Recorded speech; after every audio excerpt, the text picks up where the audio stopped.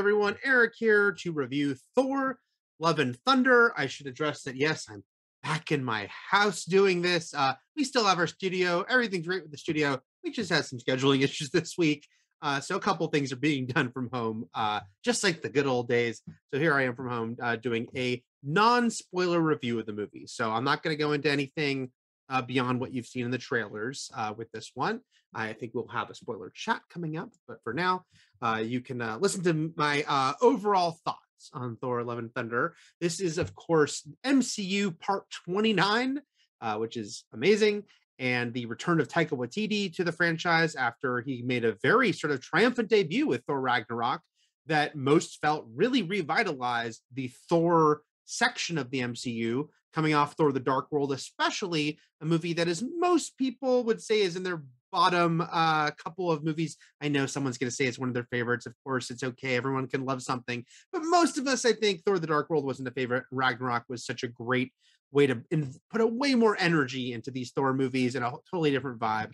So he's back. This time he is co-writing the movie with Jennifer Caton Robinson. He didn't have a writing credit on Ragnarok, though I'm pretty sure he probably did some rewrites on it. And the basic plot here is taken from two comic books by Jason Aaron, a writer who did a lot of important Thor stories in the past decade.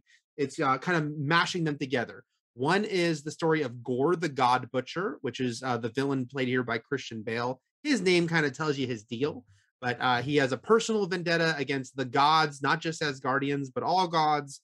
He's going across the galaxy trying to wipe them out. And the other major Jason Aaron story element here that is being brought in is what is called the Mighty Thor, and that is Jane Foster returning, now using the hammer of Thor herself and with the powers of Thor. And of course, this means Natalie Portman is returning to the MCU for the first time in any genuine way. She had little, glimpses here and there, such as an Endgame, but it's been 8 years since The Dark World, and this is her big return to the franchise.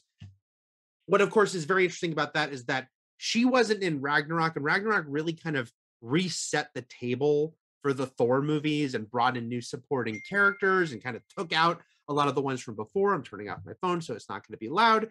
And I wondered, would Jane fit in with what Taika Waititi had created in Ragnarok? And I think she fits in very well here. It's kind of this cool thing to bring her back into the mix, into the Taika vibe, as it were. I thought Natalie Portman and Chris Hemsworth had really good chemistry in the first Thor movie, but they have great chemistry in this one. With this new dynamic. They are now exes, and there's that uncomfortableness, but there's also the strangeness that now she has these powers, and now she has his old hammer, which got destroyed in Ragnarok. And yes, we see what happened, how it gets put back together here.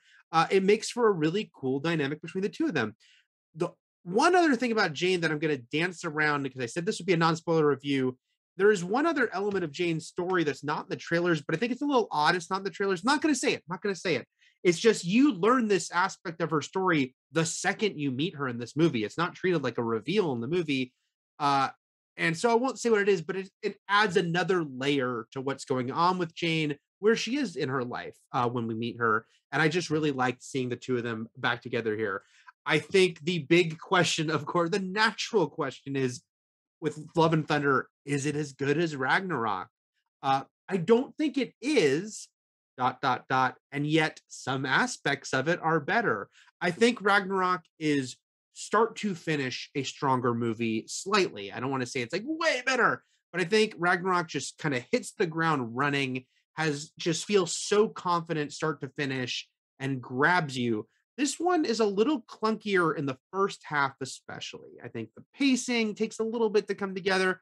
Taika Waititi, his sense of humor is a huge, selling point for him, and something I'm a big fan of. And by the way, I think the MCU in general, I know some people go, oh, they're always making jokes. Well, the MCU sense of humor is such an integral part of it. And I think complaining about MCU movies having comedy at this point is like complaining about a Reese's peanut butter cup having chocolate. It is part of the core of this thing.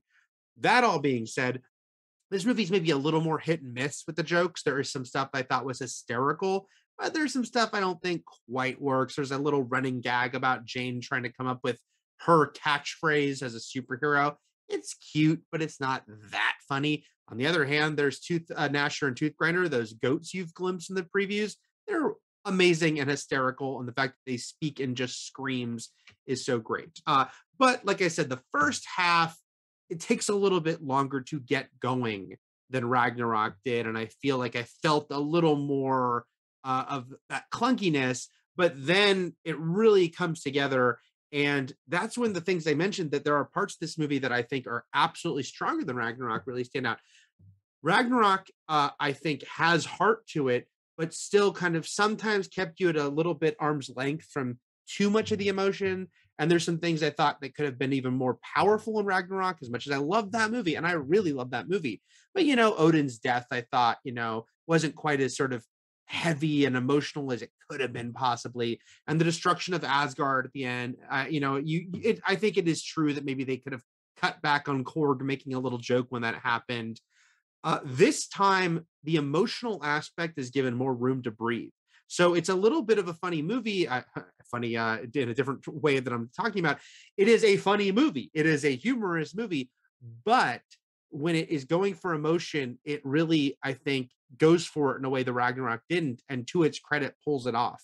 And I think that goes for the heroes, and I think it goes for Gore the God Butcher.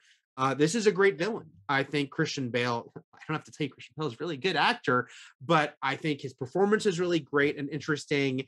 There are some times where you're almost like, oh, it's Christian Bale is getting to almost be a little bit of the Joker here, with kind of a little bit of sort of madness he brings to it, but he's also kind of a broken man. We see what brought him to this place and why he is the way he is, and I think that's done really well. And I think so you get this real emotional component for both heroes and villains that really work. And I think the final act of this movie is especially strong. I mean, a great thing about this movie is it leaves on the sort of strongest foot of the whole thing. The conclusion, there's some really fun action beats, there's some really humorous action beats, but it also really delivers, I think, a satisfying emotional component. And it is a really strong Thor movie. There have been a lot of complaints, I think, about Phase 4 and people feeling for of the MCU, and people feeling it's aimless, and we don't have a central core story. What's it all aiming towards?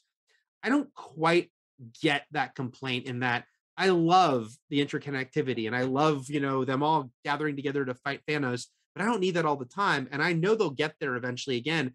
And I also think people are forgetting that movies like Ant-Man or Black Panther were very standalone when we watched them. It's only watching it, later on that it's like, well, Black Panther's not standalone. It introduces Wakanda. That's so important later. But when you're watching Black Panther, that's not the case. So I think that's what's going on in general with Phase 4, is that we're getting things that will be important later. And I think certainly with this movie, when you watch the trailers, I don't think they're not, trying to fake you out. This is a Thor movie. This is a Thor standalone movie. But I think it works completely well, but has what it's doing, which is being a Thor standalone movie and taking this character who is now, kind of the longest running lead character in these movies. It's the first time any of these characters has gotten a fourth movie, and still following his journey and where he's at. And, we begin this movie and him kind of feeling aimless, and what is sort of his purpose in life. And I think the journey they take him on works really well. I'll go over a couple of some of my other complaints right now. They bring back Sif in this movie, Jamie Alexander from the first two movies. I was really glad to see her back. She doesn't, have that much to do. You kind of get the feeling Taika Waititi is really only interested, except for Jane, who he's very interested in, but he really is only interested in the core characters he has been focused on with Ragnarok. And so Sif is back, but I wish she had more to do. I will also say, though, Valkyrie, Tessa Thompson, has a big role. She's in the entire movie. She's a character that Taika Waititi brought into the MCU, clearly has affection for, and she is great. Tessa Thompson is great, and she bounces off both Thor and the Mighty Thor, Jane, really well here. But I wish she had her own story a bit more. And the way they talked about it a couple of years ago, it felt like she was going to, and they've already said that originally this movie had like a 4-hour, assembly cut.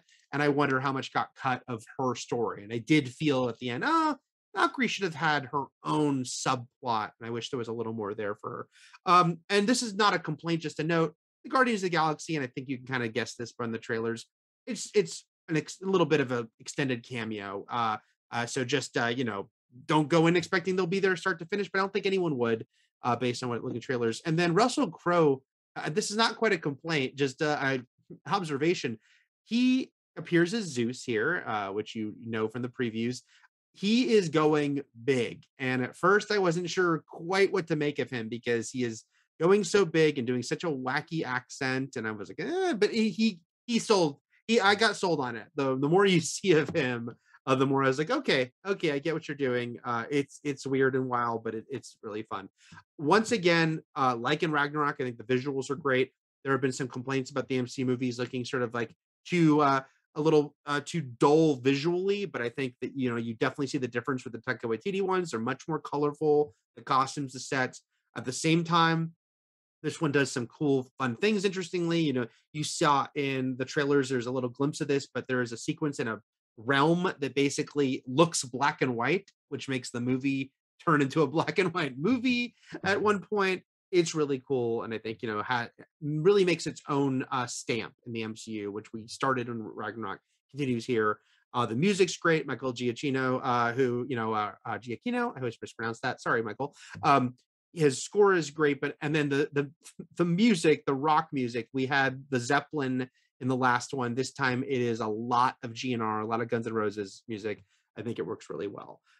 Yeah, overall, like I said, I came out of this movie and I did think, okay, I liked Ragnarok more, but this one sits well with me. And I think that those misgivings I might have, the things I think don't quite gel together, the fact that the second half is so strong, really, you come out of it and I felt, oh, this really delivered by the end of it. And it was a really strong story. Don't be shocked, guys, that there's some scenes in the credits you should sit through. I know it's really, really, really surprising for the MCU. So those are my overall thoughts on Thor: Love and Thunder. Ragnarok, I can't remember if I have it as like my 5th favorite MCU movie or my 6th when I've ranked them on Letterboxd.